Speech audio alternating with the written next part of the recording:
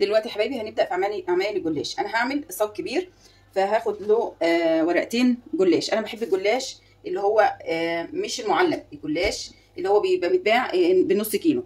ماشي. انا دهنت الصاج بالسمنه. عايزه تستعملي سمنه على زيت ماشي، عايزه تستعملي سمنه بس ماشي. دي كلها حسب رغبتك انت وحسب ما بتحبي ايه. هبدا ارص الايه الجلاش بتاعي، وما بين كل رق او رقين هندهن بالفرشه سمنه تاني. نقفل كويس لغايه ما اخلص الاولانيه ديت، وابدا ادهن بقى ايه دهنه خفيفه كده بالفرشه علشان يبقى مورق، وفي نفس الوقت مش عايزاه يبقى الدسامه بتاعته عاليه. بالفرشه كده عشان يطلع ايه خفيف مش دسم قوي. وابدا اعمل اللي بعده. هنخلص بقى اللفه الاول كده يا حبايبي. انا خلصت اول لفه. هنزل باللحمه بتاعتي بمقدار اللحمه بتاعتي كله، وهفرد اللحمه، وبعد كده هفرد عليها طبقات الجلاش التانيه برضو راق راق، وادهن زبده او سمنه على زيت او سمنه على زبده خفيف جدا علشان تورق معايا وتبقى جميله. دي الطريقه المصري بتاعه الجلاش. دلوقتي يا حبايبي حطيت اللحمه وبدات احط الكميه التانيه من الجلاش بتاعي.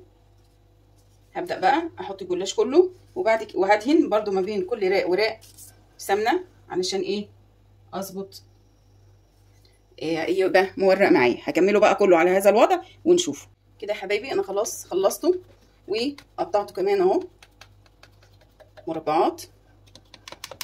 هبدا بقى ايه اعمل له التشريبه بتاعته. التشريبه بتاعته عباره عن كوبايه لبن كبيره، وبيضتين، وكيس بيكنج باودر، ورشه ملح ورشه سكر، ورشه ملح، انا اسفه مفيش سكر، رشه ملح ورشه فلفل اسمر. ادي اللبن معايا. هنزل بالبيضتين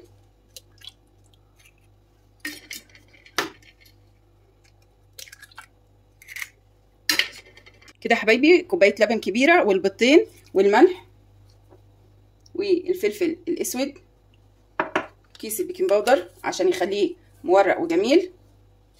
هضربهم بقى ضربه حلوه قوي مع بعض، امكسهم مع بعض كويس قوي بالمنظر ده. وبعد كده هحط التشريبه كلها على الجلاش واسيبه يتشرب شويه قبل ما ادخله الفرن. يعني ممكن احط التشريبه عليه واسيبه مثلا نص ساعه احطه على رف التلاجة ولا حاجه، هيتشرب براحته قوي. وقبل الفطار بنص ساعه هدخل الصاج الفرن. دلوقتي هبدا بقى ايه احط التشريبه بتاعتي كلها. ما تخافيش، هو الصاج بتاعك هيشرب الكميه كلها وهيبقى مورق وجميل. هسيبه بقى يشرب التشريبه بتاعته كويس قوي، وقبل الفطار بنص ساعه او ساعه الا ربع احطه في الفرن ايه عشان يبقى سخن معانا كده يا حبايبي. الجلاش بتاعي بصوا شرب التشريبه بتاعته كلها هي، وكمان جرنشته عملت شويه تزيين بسيط بحبه البركه والسمسم. هدخله بقى ايه الفرن ونشوفه بعد ما يخرج كده يا حبايبي. كمان الجلاش اهوت خلاص، كمان دقيقه كمان بالظبط يكون اللون تحفه جدا ونخرجه.